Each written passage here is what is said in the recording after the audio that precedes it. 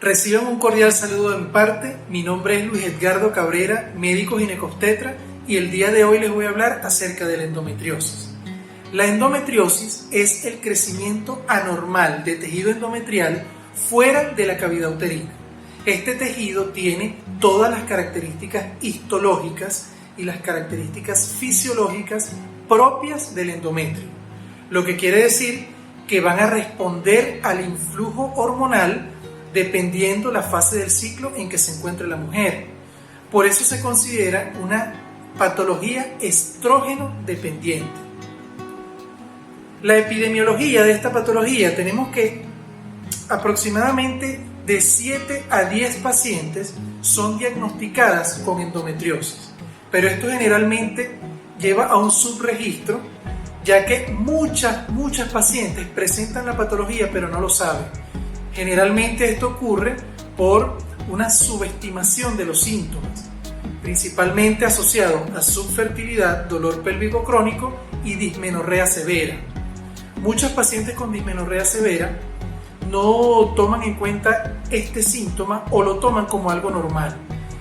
Y la dismenorrea severa nunca debe ser considerada como normal. Existe una asociación de la dismenorrea de hasta un 75 o un 80%, es decir, que las pacientes que presentan endometriosis en un 80% de los casos presentan dismenorrea severa.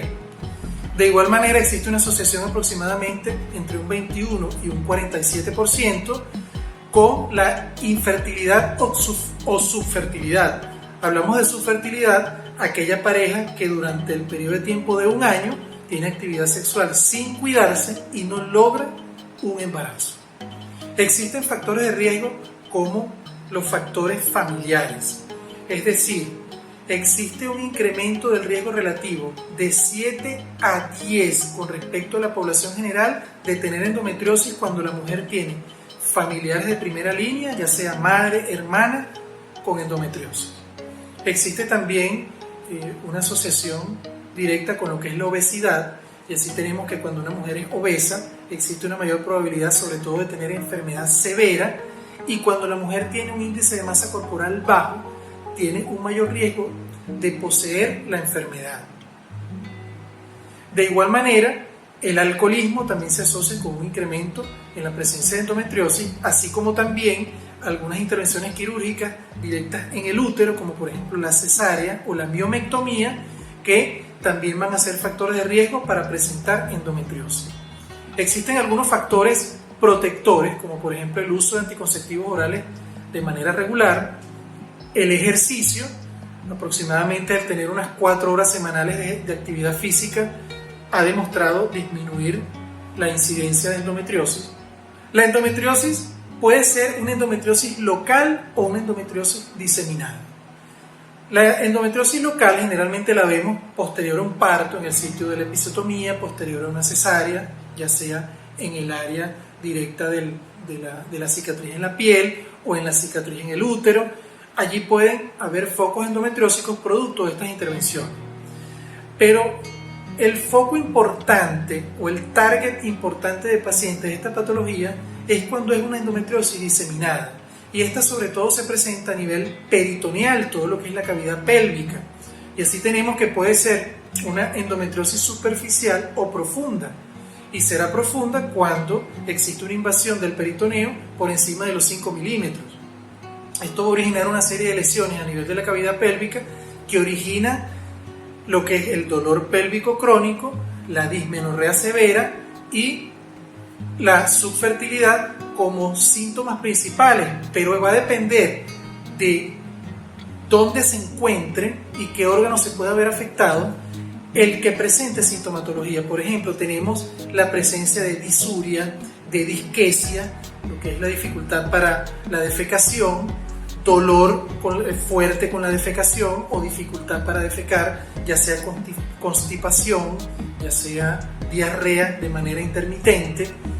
Inclusive la paciente puede presentar otro tipo de sintomatología asociada al dolor, producto de la ubicación, y podemos tener también tos, inclusive hemoptisis, producto de que puede existir invasión de tejido endometrial en los pulmones.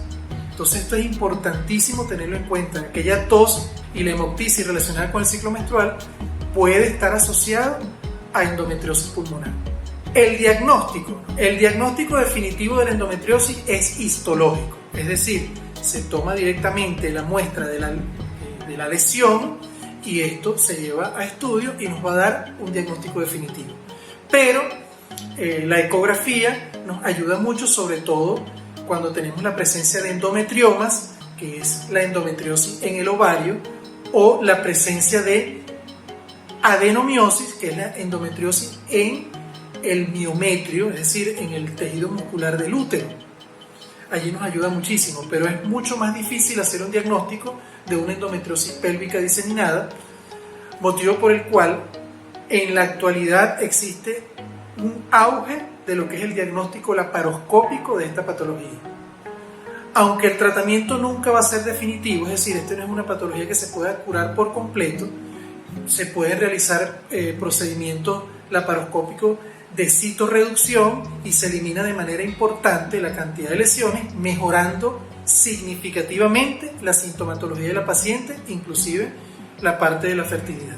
El tratamiento médico generalmente lo iniciamos de manera empírica y va a estar dirigido, como ya lo mencioné, siendo una patología estrógeno dependiente, va dirigido a esto, a reducir los niveles de estrógeno. Así tenemos que podemos utilizar anticonceptivos orales, principalmente lo que son los progestágenos. Y aquí hablamos de, por ejemplo, el levonorgestrel. Ya aquí tenemos una serie de anticonceptivos, ya sea píldora, ya sea implante subdérmico. Podemos tener también la medroxiprogesterona inyectable, que también va a ser muy beneficiosa, y los agonistas de la GnRH. Bueno, vamos a dejarlo hasta aquí. En verdad, muchísimas gracias por su atención y nos vemos en una próxima oportunidad.